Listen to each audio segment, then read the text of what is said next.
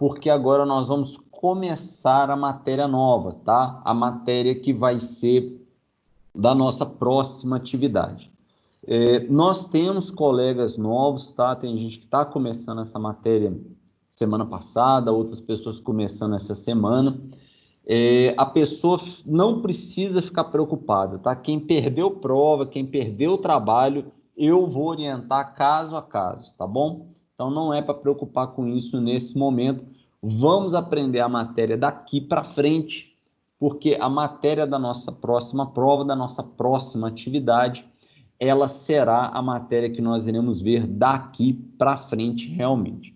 Eu gostaria de fazer uma outra observação. O AVA, gente, vocês não estão conseguindo entrar no AVA e ver a resposta de cada pergunta de vocês, tá? O pessoal da TI tem trabalhado nisso e vocês vão começar a poder enxergar isso daqui para frente. Quando que isso vai estar valendo, eu não sei, eu espero que seja o mais breve possível, tá bom? Bem, deixa eu compartilhar a matéria aqui com vocês. Bom, espero que estejam todos vendo aqui essa nova tela. Eu vou começar, pessoal, a aula de hoje mesmo, né, a matéria da aula de hoje, revendo alguns conceitos e falando um pouco mais de outros que são importantes para nós em métodos quantitativos. O primeiro deles é média. E média está aqui, é o valor que aponta para onde mais se concentram os dados de uma distribuição, ok?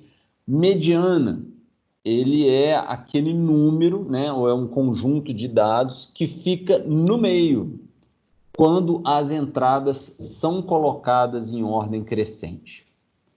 Moda é o valor que aparece mais vezes, ok, do que os outros. Todo conjunto tem moda? Não. O conjunto pode ter mais de uma moda? Pode. Eu vou dar alguns exemplos sobre isso, tá? Desvio padrão. Desvio padrão é uma expressão assim, muito falada. Ela é a medida de dispersão mais comum em estatística. E para que ela serve, Gilberto? Tá? Ela mostra, pessoal, o quanto que existe de variação, o quanto que existe de desvio, o quanto que existe de dispersão em relação à média ou a um determinado valor esperado. Eu vou dar mais exemplos sobre isso, tá? E variância, Gilberto. A variância também é uma medida de dispersão. Ela indica quão longe os valores se encontram do valor esperado. Gilberto, variância está muito parecido com desvio padrão. E é bem parecido mesmo, tá, gente? Variância e desvio padrão, eles são muito relacionados. Um deles é o quadrado do outro, como nós iremos ver. Gilberto, se um é o quadrado do outro, por que eu estudo os dois? É o seguinte, pessoal, existem algumas situações práticas nas quais você consegue calcular o desvio padrão. Você tem formas, você tem informações suficientes para calcular o desvio padrão, ok? Existem outras situações nas quais você não consegue calcular o desvio padrão, mas você pode medir as variâncias. Então, o que você vai fazendo? Você vai medindo a variância de um resultado para a média, a variância de outro resultado para a média, você vai medindo essas variações e você consegue encontrar qual que é a variância daquele conjunto. Então, nós trabalhamos as duas, né? Nós trabalhamos os dois conceitos, porque existem situações práticas nas quais eu consigo calcular um, que é o desvio padrão, e existem situações nas quais eu só consigo medir o outro. Por isso que os dois são importantes. Bem, agora que eu já falei de cada um deles, vamos começar a falar um pouco de como que eles trabalham entre si, tá? Eu vou dar alguns exemplos numéricos aqui, gente, eles são só exemplos, tá? Se você não entendeu o número, o exemplo que eu estou dando numérico, não se preocupe, tá? Porque na prova eu vou pedir o conceito, tá bom? Mas eu quero explicar um pouquinho melhor, porque eu acho que vale a pena. Isso é muito importante em métodos quantitativos. Qualquer um de vocês, quando for trabalhar numa pesquisa, ainda, né, e eu espero que vocês tenham ali um acompanhamento de um estatístico, de um matemático, quanto mais vocês entenderem de como são calculados e interpretados os resultados daquela pesquisa, mais valiosos vocês serão para aquela equipe de trabalho e mais informações vocês vão conseguir, sabe, extrair daquela pesquisa. É muito comum a gente escutar, às vezes, alguma pessoa falando assim, eu peguei uma pesquisa, aquela pesquisa não informava nada, não me trazia informação nenhuma, não serviu para nada aquela pesquisa. Em alguns casos, isso é verdade. Infelizmente, tem pesquisa que às vezes não serve para nada. Mas na grande maioria das situações, gente, muitas vezes acontece do profissional que recebe aqueles dados não ter a menor noção de como interpretá-los. Eu vou dar alguns exemplos aqui, tá? Eles não são exaustivos, mas no intuito, assim, de mostrar para vocês como é interessante ter esses conhecimentos, tá? Mais importante, às vezes, do que saber calcular a média, mediana, o desvio padrão, é entender para que eles servem e como que eles funcionam, tá? Eu vou começar o exemplo falando de uma média e de uma mediana. Imagine que foi feita uma pesquisa qualquer e a média encontrada foi 10, ok? Faz de conta que a média encontrada foi 10. Imagine que a mediana desse conjunto, desse mesmo conjunto cuja média foi 10, a mediana foi 3. Lembrando que a mediana é onde está a metade do conjunto, você pensa assim, poxa, esse conjunto foi colocado em ordem crescente. A mediana foi 3, mas a média foi 10. Qual que é uma conclusão que, mesmo sem saber quais números fazem parte dessa pesquisa, você já pode entender? Poxa, se até a metade dos números, o número era 3, né? Eles estão em ordem crescente, mas a média foi 10, o que eu já posso concluir? Obrigatoriamente, os números finais, aqueles além da mediana, né, os que ficam depois da mediana, têm que ser números muito altos. Porque se metade dos números eram iguais ou menores a 3, para a média ser 10, significa que os últimos números foram muito altos. Isso pode indicar, gente, que tem alguma coisa errada naquele conjunto. Aquele conjunto não é homogêneo. Isso pode ser bom ou pode ser ruim. Ok? Vamos em frente. Vamos supor que a média de um conjunto, para simplificar, para ficar no mesmo exemplo, é 10 também. E a moda, o número que mais apareceu, foi 8. Saber qual é a moda é importante, Gilberto? É importante. Só que é muito importante também a gente ter a informação de quantas vezes a moda apareceu, ok? Então, por exemplo, se eu tenho uma média igual a 10 e uma moda de 8 que apareceu muitas vezes naquele conjunto, me parece bem correto, me parece que está tudo bem. Por quê? Porque o número que mais apareceu está perto da média, a moda está próximo da média. Isso significa que os números ali devem ser todos parecidos, ok? Se a média fosse 10 e a moda fosse 2 ou a média fosse 30, isso me indicaria o quê? Me indicaria que naquele conjunto eu tenho números muito distantes um dos outros. Bom, pessoal, até agora vocês podem, né, me criticar e falar assim, tá, Gilberto, legal isso que você falou, falou que os números estão perto, os números estão longe, mas isso não me ajudou muito mesmo, não. Ótimo vocês terem percebido isso, porque foi exatamente por causa disso, gente, que os estatísticos, né, que o pessoal de pesquisa começou a trabalhar com desvio padrão ou com variância. Por quê?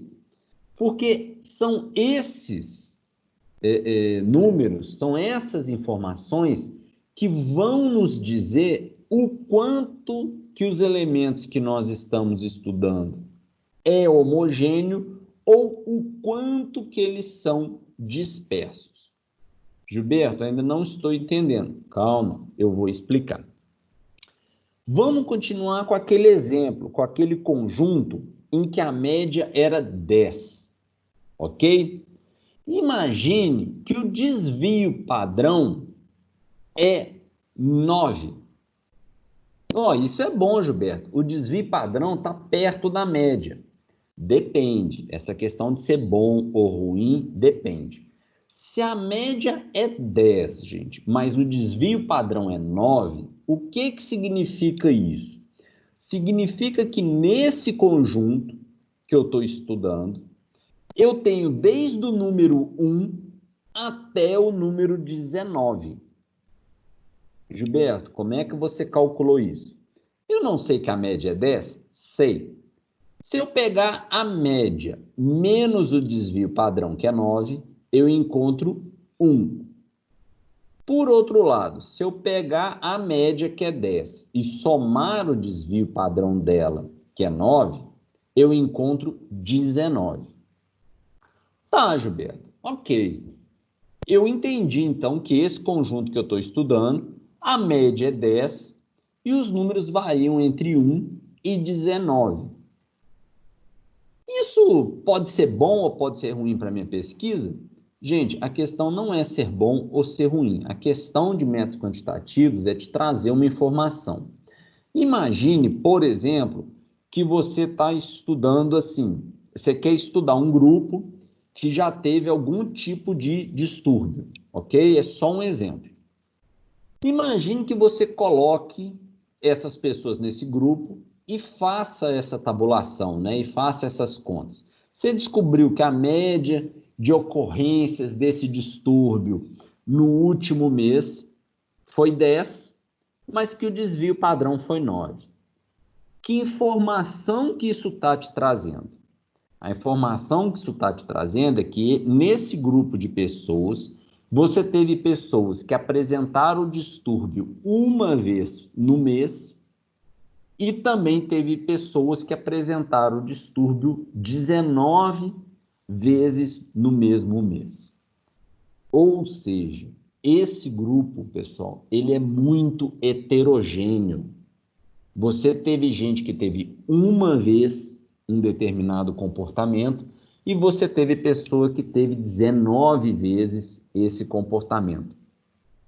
Dependendo do que você está pretendendo fazer, pode ser bom trabalhar esses grupos juntos. Você pode estar pensando em algumas dinâmicas de aprendizado, você pode estar pensando em diversas coisas. Mas dependendo do que você está fazendo, talvez não seja o ideal você colocar essas pessoas para trabalhar juntas.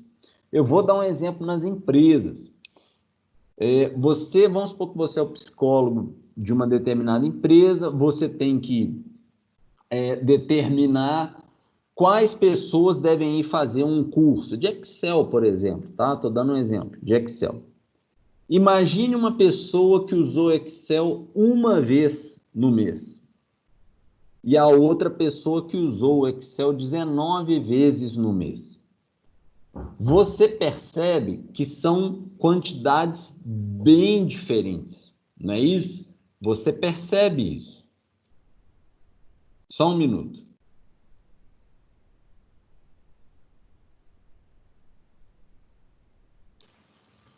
Pronto, eu troquei meu microfone aqui de lugar. Vocês estão me escutando? Tá tudo bem? Espero que sim. Se eu não estiver me ouvindo, obrigado.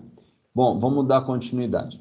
Então, pessoal, o que acontece? Imagine que você tem uma pessoa que usou Excel uma vez no mês e outra pessoa que usou Excel 19 vezes no mês. Você teve essa informação com base na média e no desvio padrão. Lembrando que o mês tem, de forma geral, 21, 22 dias úteis, você está falando de uma pessoa que usa Excel uma vez no mês, literalmente, e outra que usa praticamente todo dia. Será que o melhor é você enviar essas duas pessoas para o mesmo curso? Provavelmente não vai ser a melhor opção, porque você vai estar usando uma pessoa que usa bastante o Excel, que deve ter muita dúvida, que tem coisas mais avançadas para aprender, com uma pessoa que usa muito raramente e provavelmente aquele curso não vai ser o mais interessante para aquela pessoa. Ok? Então, o desvio padrão, ele nos dá esse tipo de informação. Tá, Gilberto, você pode agora me dar um exemplo de quando que eu devo juntar no mesmo grupo desvios padrões altos? Sim. Imagine que você tem uma linha de produção. Você tem lá, você fez uma média dos erros das pessoas nos produtos. Você encontra pessoas com baixíssima quantidade de erro e você encontra outras pessoas que, por terem menos tempo de empresa, por terem menos habilidade com aquele equipamento, enfim, por qualquer razão, você encontra pessoas que cometem muitos erros. Nesse momento, é interessante você fazer equipes com alto desvio padrão, ou seja, você coloca uma pessoa que praticamente não erra junto com pessoas que têm cometido muitos erros. Só que você, como psicólogo, ciente dessas informações, você vai tratar isso de forma, né, que o resultado seja o melhor possível. Então, você vai direcionar da seguinte forma: olha, o fulano ou a ciclana, que foi a pessoa, né, com o menor número de erros, vai ser o responsável por liderar aquela equipe. Muito provavelmente, o que vai acontecer? Ele vai ensinar, ele vai mostrar boas práticas de trabalho para aquelas pessoas que estão errando muito. Ou seja, ele vai servir literalmente como um exemplo. E as pessoas vão aprender vendo quem erra menos. É uma ótima forma de aprendizado, tá? Em psicologia, isso também tem outros usos, tá, pessoal? Muitas vezes, em diversas dinâmicas, é interessante você colocar um paciente, às vezes que já está num estado mais avançado, né, que já conseguiu superar diversas barreiras, junto com outros pacientes que ainda não conseguiram superar essas barreiras. Por quê? Porque vai existir uma identificação natural naquele grupo, né? Todos eles têm o mesmo problema, só que vai acontecer, né, de forma muito provável, vai aparecer uma liderança natural da pessoa que está num estágio mais avançado, ela vai mostrar aos outros que é possível. E existe um efeito muito legal de quando é alguém que tem o mesmo problema que você te ensinando a fazer. Tá? Isso tem um efeito multiplicador, isso tem um efeito motivador muito grande, porque é muito fácil, por exemplo, você tem uma pessoa lá que nunca teve o problema, virando para você e falando para você, né? Você, no caso, a pessoa que tivesse o problema, né? Virando para a pessoa que tem o problema e falando assim: olha, é só você fazer assim. Isso não dá uma identificação, isso não gera a mesma motivação na pessoa. É muito comum a pessoa virar e falar assim: ah, falar é muito fácil, né? Essa pessoa nunca enfrentou o que eu estou enfrentando, então é muito fácil falar. Quando você tem, em diversas dinâmicas, uma pessoa que já viveu aquele problema, mas está num estado mais avançado e demonstra formas de solução, demonstra formas de enfrentar aquele conflito, né, formas positivas de fazer aquilo, você tem um ganho muito grande, tá bom? Bom, todos esses exemplos que eu dei, gente, sobre desvio padrão, servem da mesma forma para a variância, tá bom? É aquilo que eu expliquei no início. Às vezes é mais fácil você calcular o desvio padrão, às vezes é preciso calcular a variância. Mas o uso desse valor é o mesmo. Tá, Gilberto, me tira só mais uma dúvida. Para que mais o desvio padrão serve? Pessoal, o desvio padrão serve para muitas outras coisas, tá? Eu vou dar um exemplo rápido aqui, só para a gente não ficar muito tempo nele. Vamos supor que você tem dois grupos diferentes. E você sabe que a média de idade, por exemplo, nos dois grupos é 30 anos, tá bom? Mas você sabe que o desvio padrão ou a variância do primeiro grupo é de 4 anos, enquanto que o desvio padrão ou a variância no segundo grupo é de 15 anos. Só com essas informações, você já é capaz de fazer um cenário mental de entender a diferença entre esses grupos. Por quê? Porque no primeiro grupo, você vai ter ali pessoas entre 26 e 34 anos. Novamente, eu cheguei nesses números somando e subtraindo o desvio padrão da média. Enquanto que no outro grupo, você vai ter pessoas ali de 15 a 45 anos. Ou seja, o segundo grupo é muito mais heterogêneo, tem idades muito mais dispersas do que o primeiro. Existem situações, pessoal, em que é bom você ter grupos mais homogêneos e em outras que é melhor você ter grupos mais heterogêneos. Então, vocês agora, né, já entendem, quando vocês estiverem participando de uma pesquisa, vocês vão poder opinar. Vocês vão falar assim, olha, mas vocês acharam um resultado aqui nesse grupo que vocês não acharam no outro. Por quê? Porque o desvio padrão aqui é muito pequeno, esse grupo é muito homogêneo, as pessoas são da mesma geração, provavelmente, né, elas tiveram influências culturais da mesma época, vivenciaram os mesmos eventos na mesma idade. Então, é um grupo mais homogêneo, tende a responder da mesma forma a diversas situações. Enquanto que um grupo mais heterogêneo, com diferença maiores de idade, com um desvio padrão ou com uma variância de idade maior, pode responder, tá, a questões culturais de forma mais diversa. Tá bom? Bom, vamos em frente. Eu trouxe aqui algumas questões do AVA, tá? E uma delas que eu achei interessante é essa daqui. Como se pode definir a medida de desvio padrão? Essa é uma pergunta que cai muito em concurso, tá? E a resposta certa está marcada. Ela é a medida mais comum da dispersão estatística. Ela mostra quanto de variação, quanto de desvio, quanto de dispersão existe em relação ao valor esperado. Nesse caso aqui, pessoal, eu vou comentar as respostas erradas, mas eu não vou fazer isso para todas as questões não, tá? Senão a gente vai ficar muito tempo em cada questão.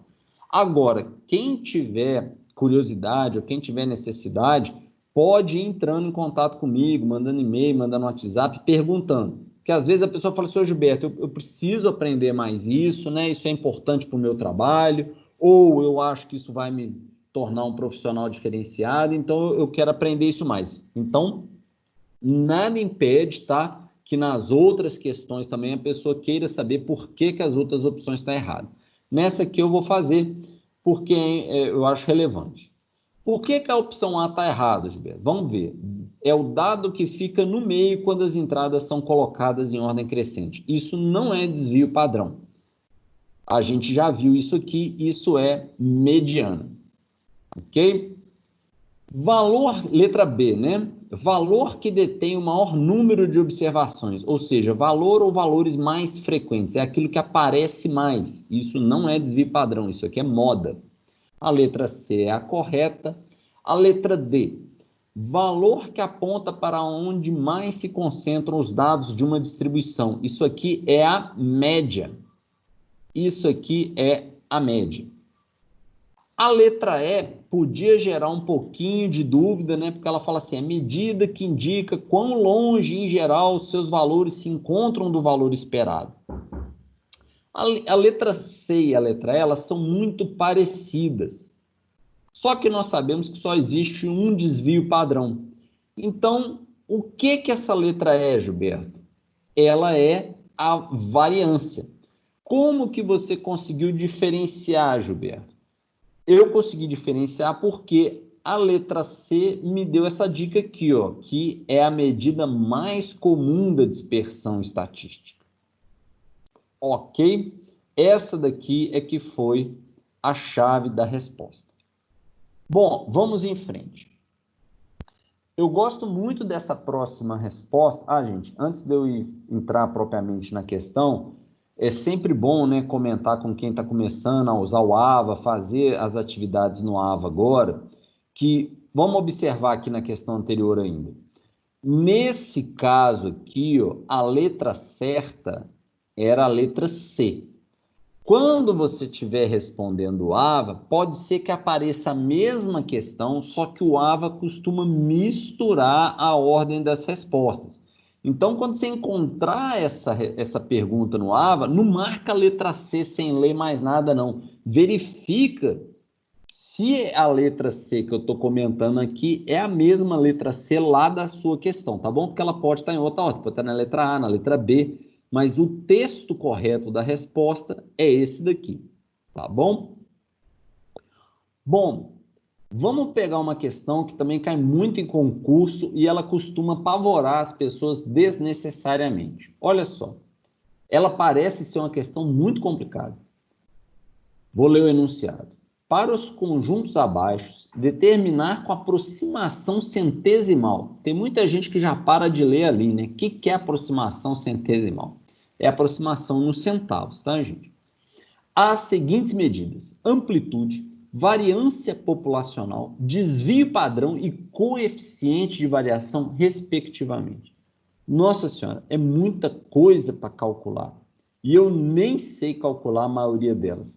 Calma, gente. Se for um concurso, se for alguma coisa importante, pelo menos, ainda que você não saiba a questão inteira, vamos escolher melhor qual questão que a gente vai chutar. Observa que os números que eu tenho são o 0,04, deveria ter uma divisão melhor aqui, né? Isso pode gerar algumas dúvidas, mas é o 0,04, o 0,18, o 0,45, o 1,29 e o número 2,35. Ok? Vamos matar a charada fazendo uma conta. Se você sabe que a amplitude é a diferença entre o maior e os menores números, né? O maior e o menor número, quanto que é 2,35 menos 0,04? É 2,31. Observe aqui nas respostas. Só existe uma resposta, que a amplitude é 2,31.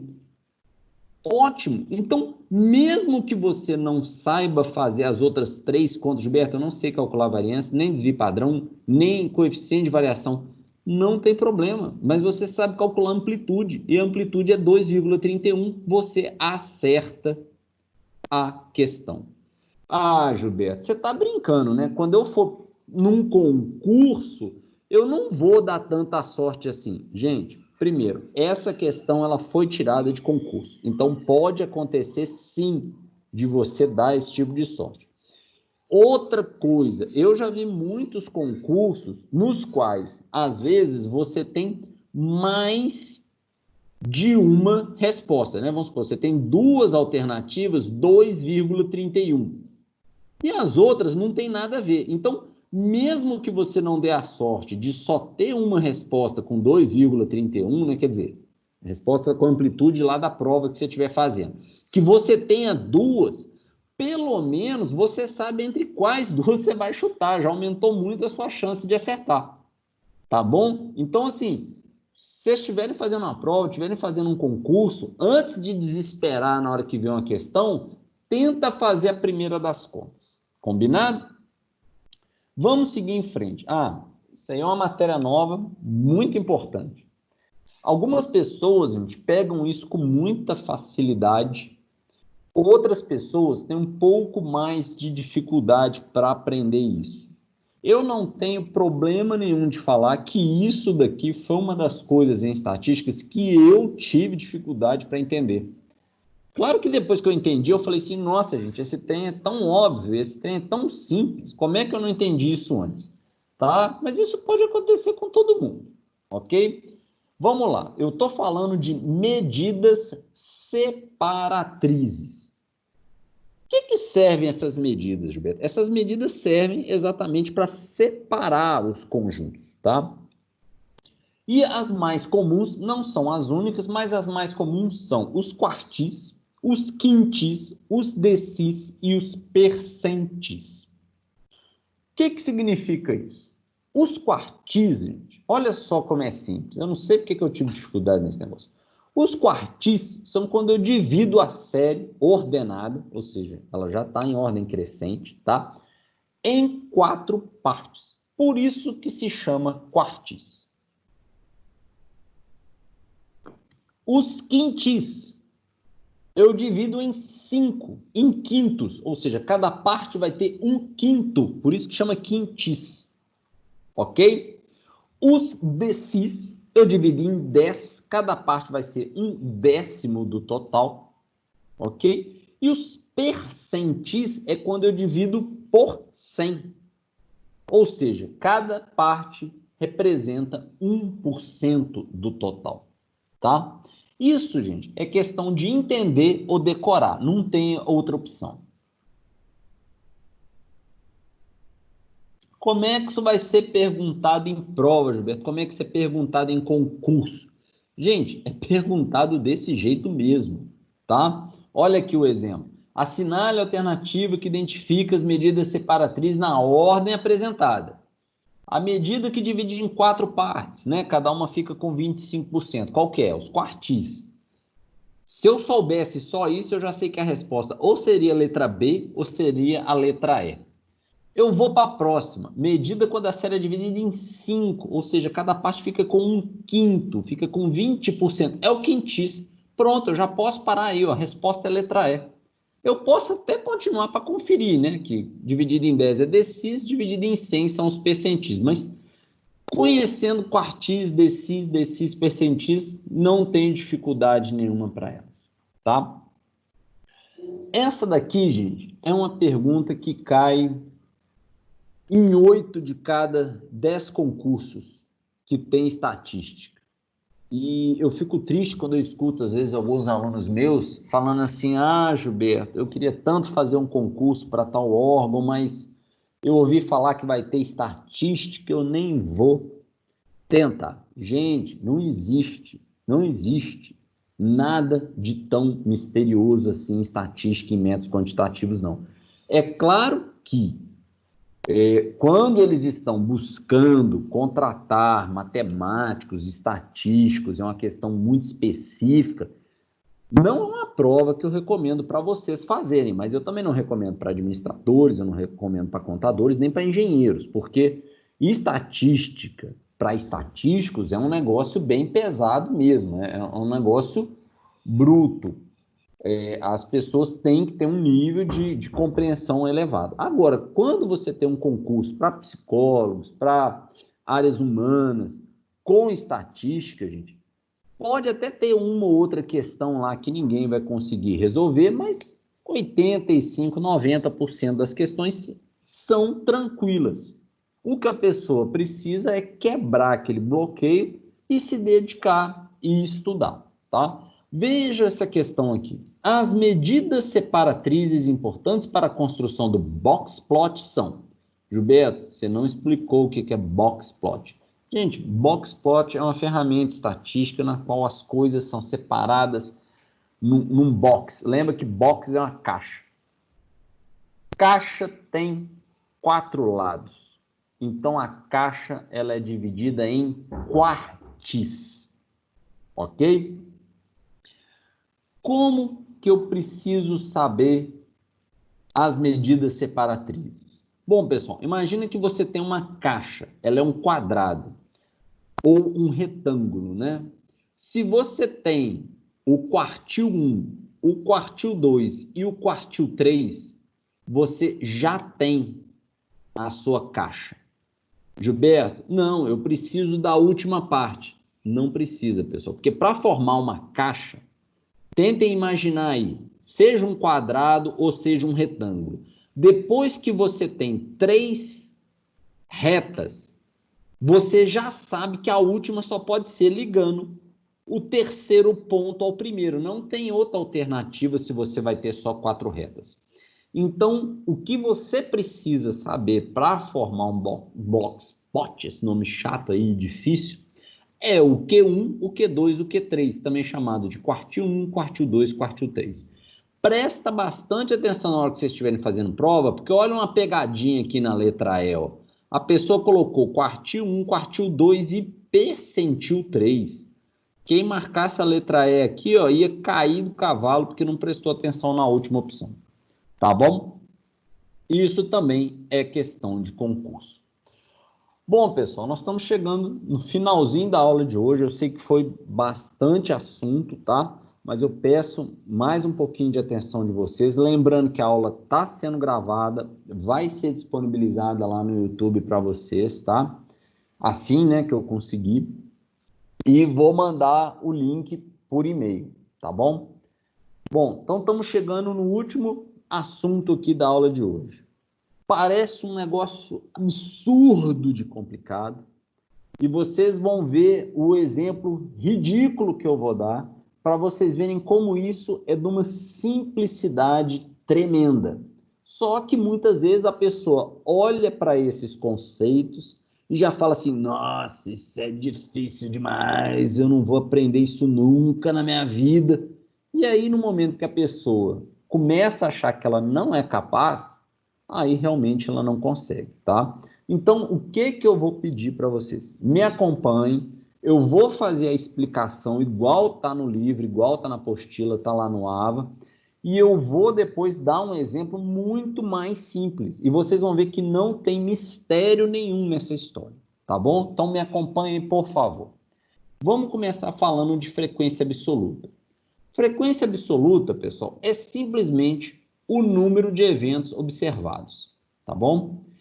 E a frequência relativa, Gilberto? A frequência relativa, olha que chique que é, olha, dado em porcentagem ou como fração. Se foram observados xi do tipo i dentre n dados, a frequência relativa percentual será xi sobre n vezes 100%.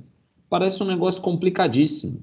Aí nada mais é do que aquela quantidade que você tem ali, dividida pelo total, vezes 100. Vocês vão ver que é mó bobeira. Gilberto, frequência cumulativa. Olha que coisa complexa. Mede a frequência absoluta ou relativa até um certo ponto e não apenas em um valor. Gente, nada mais é do que você ir somando a frequência relativa até aquele ponto. Olha aqui no exemplo do quadro aqui. Esquece frequência absoluta por enquanto. Vamos aprender frequência cumulativa relativa. Tá vendo que esse é o primeiro evento aqui? Ele corresponde a 40,04. O que é a frequência relativa acumulada? Quantas frequências eu tenho até aqui? Até aqui eu só tenho essa mesmo. Então, o acumulado é 0 mais isso daqui, é isso. É o próprio 40,04. A próxima frequência cumulativa relativa, ela vai ser o quê? O 40,04 mais o 46,16, que é a frequência relativa do segundo evento. Ou seja, eu tenho 86,14 de frequência cumulativa relativa. O que significa isso, pessoal? Na hora que você estiver lendo uma tabela. Significa o seguinte, que esses dois resultados, nenhum ou mudando, tá? Correspondem a 86% do total, ok? Vamos em frente. O próximo, ele corresponde a 10,61. Quando eu somo o 86,14 com 10,61, eu chego num total de 96,75. O que isso quer dizer, Gilberto? A mesma coisa, quer dizer que se eu somar o primeiro, o segundo e o terceiro, eu vou ter 96,75% do total.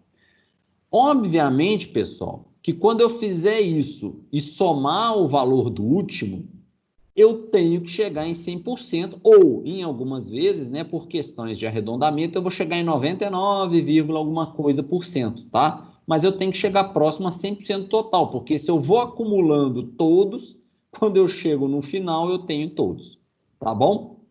Vamos dar um exemplo que eu acho bem mais fácil. Eu peguei aqui o tempo gasto em minutos para a gente fazer e comer um bolo. Tá aqui, ó, bolo. Bom? Eu separei aqui em algumas etapas. Eu separei o tempo que eu gasto antes, separando os ingredientes, pegando as travessas, aquecendo o forno, seja lá o que eu faço antes, tá? Eu gasto 10 minutos nessas coisas, tá bom? Vamos seguir essa coluna aqui até o final primeiro para entender. Depois eu percebi que para fazer mesmo o bolo, os ovos, a massa, a farinha, mexer lá, eu gasto mais 20 minutos, tá bom? Depois disso, aquela massa já está na forma, tal, não sei o que, vai ficar 25 minutos no forno. Isso aqui é um exemplo, tá, gente? Não é para me xingar, não. Falar, nossa, que bolo demorado, nossa, que bolo rápido. Não, vamos só entender como exemplo, tá bom? E depois do bolo pronto, para comer, eu levo 5 minutos, ok? Às vezes eu levo menos, tá? Mas nesse exemplo aqui eu resolvi colocar 5 minutos. O que acontece? Quando eu somar o 10 com 20, eu tenho 30. Com 25, eu tenho 55. Com 5, eu tenho um total de 60 minutos. Tá vendo? Ó? Eu levo 1 hora, eu levo 60 minutos para fazer e comer um bolo. Gilberto, eu levo muito mais do que isso. Gente, isso é um exemplo, tá bom? Vamos entender aqui o exemplo, depois cada um faz o bolo que quiser na sua casa. Então, nesse nosso exemplo, o tempo total é de 60 minutos. Eu quero entender a frequência relativa de cada uma dessas etapas. Gilberto, para que isso vai servir na minha vida? Calma, gente. Desbloqueie um pouquinho a resistência. Vamos só aprender a ferramenta, depois eu vou dar exemplo, tá? De que isso é importante para os psicólogos, tá? Primeiro porque bolo é importante para todo mundo, tá bom? E depois eu vou dar um exemplo próprio aí para a profissão de vocês. Bem, eu sei que nessa etapa aqui, eu gasto 16,7% do meu tempo. Como é que eu cheguei nesse número, Gilberto? Simples. Eu peguei o que eu gasto nessa etapa, que são 10 minutos, a ele aqui, ó. Dividi pelo total e multipliquei por 100. Gilberto, eu não sei fazer essa conta de cabeça. Não precisa, gente, tá? Você pode usar calculadora. Não tem problema nenhum. Calculadora está aí para ser usado. Ok? Então, a frequência relativa, tá? Que eu gasto antes do bolo é 16,7% do tempo que eu gasto. Frequência cumulativa relativa. Eu gastei 16,7. É o mesmo valor, Gilberto? É o mesmo valor, porque eu não tinha gasto nada antes. Nada mais 16,7 é o próprio 16,7.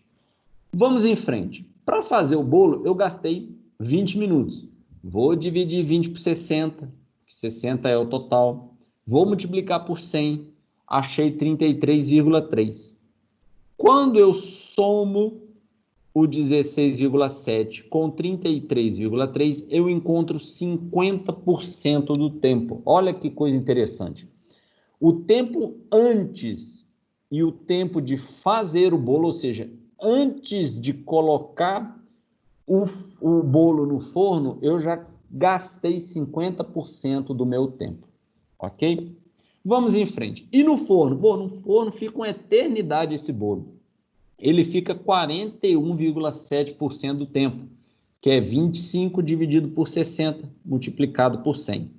Quando eu somo, eu percebo que eu já atingi 91,7%, tá? E para comer eu gasto 5, 5 dividido por 60 vezes 100 é 8,3% do meu tempo e eu completo os 100% do tempo gasto, desde o momento em que eu começo a separar as coisas até o momento em que eu terminei de comer o bolo, ok? Espero que tenha ficado claro. Quem não ficou claro, reveja essa aula no YouTube, tá bom? Vamos lá. Eu prometi que eu ia dar um exemplo para vocês de que isso pode ser útil na vida dos psicólogos. Eu vou dar o exemplo, tá, gente, de psicólogos em empresas, porque eu acho que vai ser a realidade da maioria de vocês. Quem depois quiser falar assim, não, Gilberto, mas eu quero ser um psicólogo de consultório, em que isso aí pode ser útil para mim, tá? A gente conversa depois, tá bom? Eu tenho exemplos disso também, mas aqui eu estou querendo dar um exemplo, psicólogo nas empresas, psicólogo trabalhando com equipes, tá? Imagine que você é do RH de uma empresa e o pessoal vira para você e fala o seguinte, fala assim, olha, fulano, ou ciclano, ou fulana, ou ciclano, nós estamos precisando treinar esse pessoal.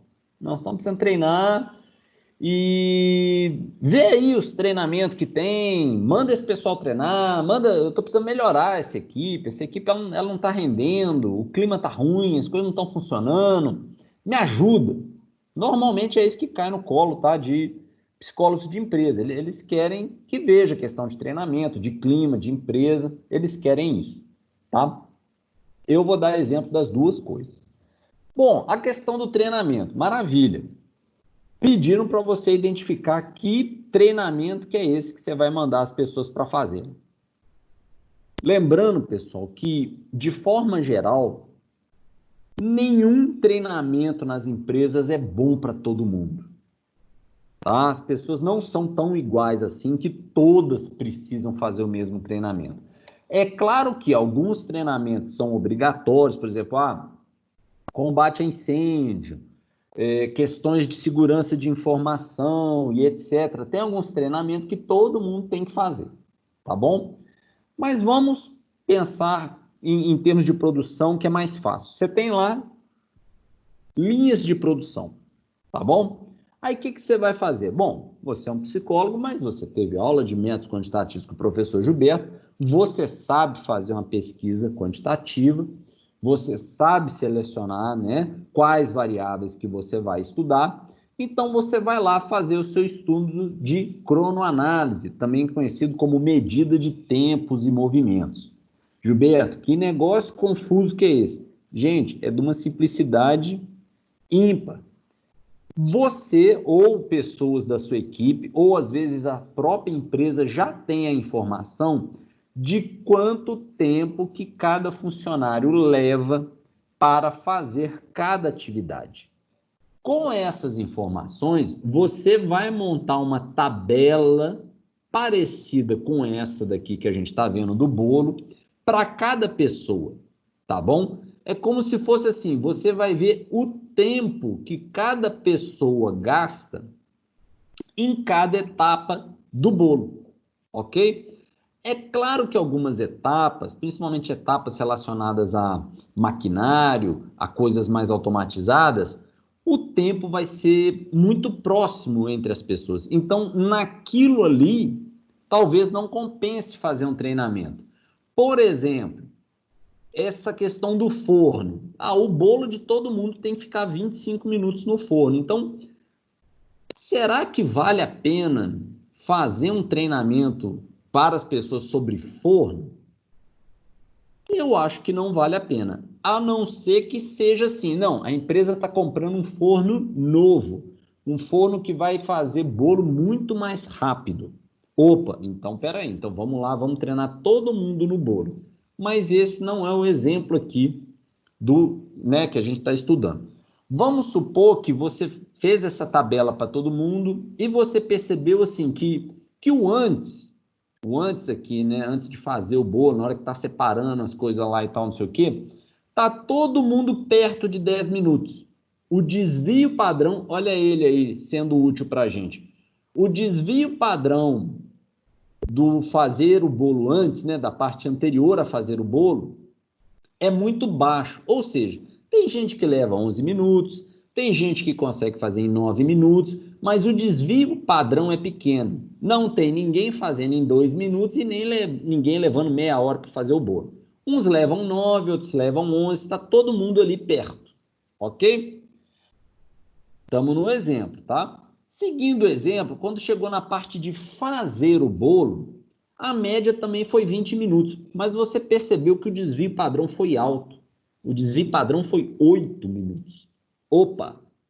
Aí você lembrou das aulas do Gilberto, Você às vezes nem lembra que meu nome é Gilberto, não tem problema, mas você lembrou lá das aulas, falou assim, olha, Gilberto, ou aquele cara que eu não lembro o nome agora, me ensinou que quando o desvio padrão é alto, significa que está variando muito.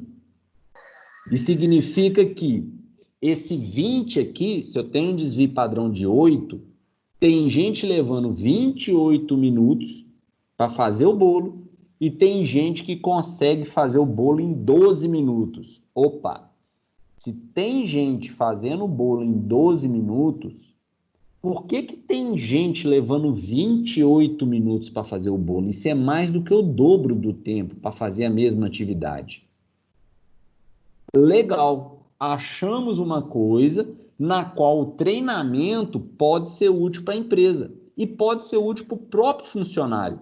Porque provavelmente, gente, aquele funcionário que está levando 28 minutos para fazer o bolo, talvez ele esteja com algum problema, talvez ele esteja desmotivado, talvez ele não tenha sido bem recebido quando ele chegou, ele não tenha sido bem orientado, ou talvez, não sei, talvez aquela pessoa tenha algum problema. Então, quando eu falo em usar essas ferramentas no RH de uma empresa, não é só com aquele pensamento de, vamos aumentar a produtividade, vamos aumentar a produtividade. Não.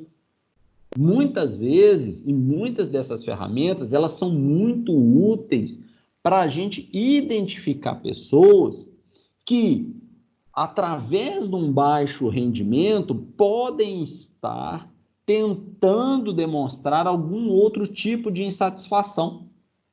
E é importante você identificar e tratar essa pessoa. Tá? Então, eu acho que esse é um papel muito nobre do psicólogo dentro das empresas. Só que, infelizmente, muitos psicólogos nunca se interessaram por métodos quantitativos, eles ficam lá passivamente, eles ficam lá esperando o problema estourar para ir lá e tratar. Enquanto que você tem aí uma série de ferramentas que poderiam facilitar muito a antecipação, né? Você não precisa esperar essa pessoa ficar nervosa, essa pessoa chegar e falar assim, olha, eu quero ser mandado embora, me manda embora, eu quero ser demitido, ou brigar com alguém dentro da empresa porque não está conseguindo produzir bem, está ganhando menos que o colega de trabalho, isso gera uma série de insatisfações. Então, assim, o psicólogo, gente, ele tem muitas ferramentas, só que ele tem que querer usá-las, ele tem que querer aprender a usá-las. Então, voltando ao nosso exemplo, nós descobrimos que no ato, né, na etapa de fazer o bolo propriamente, nós temos um desvio padrão muito alto. Tem gente fazendo rápido, tem gente levando 28 minutos. Claro, gente, que aqui nós estamos falando do mesmo tipo de bolo, né? Se um for muito simples e o outro for todo elaborado, é natural ter essa diferença de tempo. Mas aqui nós estamos pensando que está todo mundo fazendo o mesmo tipo de bolo, ok? Beleza, nós descobrimos que tem gente fazendo o bolo em 12 minutos e gente fazendo em 28 minutos. Gilberto, como é que você chegou nesses números? Mais uma vez, gente, eu peguei a média, que nesse exemplo é 20, subtraí o desvio padrão, que nesse exemplo é 8, encontrei 12. Quando eu tenho a média menos o desvio padrão, eu chego no valor mais baixo, ou próximo ao valor mais baixo. Quando eu pego a média e somo o desvio padrão, eu vou lá para 28, eu me aproximo ou eu encontro o valor mais alto, tá bom? Então, pela média e pelo desvio padrão, eu descobri que eu tenho gente fazendo o bolo em 12 minutos e gente levando 28 minutos para fazer o bolo. Essa diferença está muito grande. Vamos selecionar esses profissionais que estão levando mais tempo para fazer o bolo, vamos conversar com eles, vamos ver se é um caso de treinamento, vamos ver se é, às vezes, alguma questão de prioridade, identificar na linha de produção, não é? Muitas vezes o cara fala assim, não, mas eu levo esse tempo, por quê? Porque a minha bancada é a última lá, ó, ela fica perto de uma janela, que vem muita sujeira, toda hora eu tenho que ficar limpando minha mesa. Então, é importante também a gente tentar identificar o porquê que aquela pessoa está levando mais tempo para fazer o bolo. Será que ela só é mais lenta mesmo? Ela não consegue acompanhar a velocidade dos demais? Ou ela está com uma outra atividade que não foi mapeada? Isso é muito importante, gente, tá? Já teve casos de eu trabalhando em empresas, chegou-se lá, viu que tinha um funcionário que estava levando, assim, mais que o dobro do tempo do que os outros para fazer uma determinada atividade. Aí foram lá conversar com ele, viram que era um funcionário experiente de casa, não tinha nenhuma razão para ele estar levando tanto tempo para fazer aquela atividade. Mas com uma simples conversa se percebeu o seguinte, exatamente por ele ser o mais velho de casa, por ele ser o mais experiente, todo mundo que tinha dúvidas ia até ele e fazia pergunta. Então, o que acabava acontecendo? Ele tinha muitas interrupções ao longo do dia. O trabalho dele não rendia, não era porque ele não era capaz de fazer com eficiência, com velocidade. Ele era interrompido demasiadamente. Foi identificado isso e aí fizeram até um negócio legal. Pegaram ele para fazer um treinamento para os outros. Isso foi bom para os outros, porque algumas pessoas eram mais tímidas, não tinham coragem de chegar perto dele e perguntar. E foi bom para ele também, porque quando ele deu aquele treinamento, além dele se sentir valorizado, dele se sentir motivado, diminuiu a quantidade de vezes que o pessoal interrompia o trabalho dele e ele pôde ser mais produtivo. Fizeram disso um treinamento recorrente a cada 6, 7 meses, né? Porque tinha uma rotatividade ali dos funcionários que faziam essa atividade. E o funcionário ficou muito satisfeito. Ficou satisfeito porque ele treinava as outras pessoas, ele estava sendo menos interrompido. Então, assim, você resolveu diversas situações com uma simples conversa. Você foi lá, identificou o problema, tratou o problema de uma forma positiva. É muito importante, gente, tá? Não olhar para o número friamente. A gente está falando de pessoas. É sempre importante você ir lá e conversar com a pessoa. Tentar identificar por que a pessoa está levando mais tempo ou está aparentemente tendo mais dificuldade para fazer uma atividade do que deveria. Tá? É muito complicado quando você chega e fala assim, ô fulano, seu rendimento está baixo. Você não está fazendo as coisas direito, você desaprendeu a trabalhar. Infelizmente, a gente sabe que tem profissionais, tem muita chefia, né, que às vezes chega assim para falar com o funcionário. E, além de não ser adequado, poxa, imagina o problema que ia gerar na pessoa. A pessoa podia se fechar, virar e falar assim, então quer saber, eu não vou ajudar mais ninguém aqui não. O resto que fica com dúvida, né, o problema é dos outros, eu vou cuidar só de mim. Ia gerar um clima ruim. Aí, depois do clima ruim gerado, eles iam chegar para o psicólogo, né, lá do RH, e falar assim, peraí, o clima aqui na empresa piorou tanto, faz uma pesquisa de clima aí para mim, descobre por que o clima está ruim. Tá vendo por que eu acho que o psicólogo ele tem que ter um papel proativo dentro das empresas? Ele não pode esperar o problema estourar, não, gente. Tem muita ferramenta, tem muita coisa para o psicólogo ele ser proativo, ele chegar antes do problema. E vocês vão aprender isso, né? Aqueles que já não sabem vão aprender isso ao longo do curso, que quanto antes você começa a tratar uma situação, mais fácil de obter melhores resultados, ok? Bom, então, pessoal, a matéria que a gente tinha para ver até hoje era essa. O arquivo que está no AVA, ele tem mais matéria, mas nós não vamos ver ela até hoje, tá? O que eu queria ensinar para vocês até hoje era isso, questão da frequência absoluta, da frequência relativa e da frequência cumulativa relativa. Eu sei que nós tivemos bastante matéria, eu sei que assim, a aula hoje foi um pouco pesada, né? Eu agradeço aí a paciência de todos. Volto a dizer, quem entrou depois ou quem não entendeu qualquer parte, dá uma lida lá, dá uma verificada depois no YouTube, tá bom? E eu vou abrir agora aqui para perguntas, tá? Tô parando a gravação.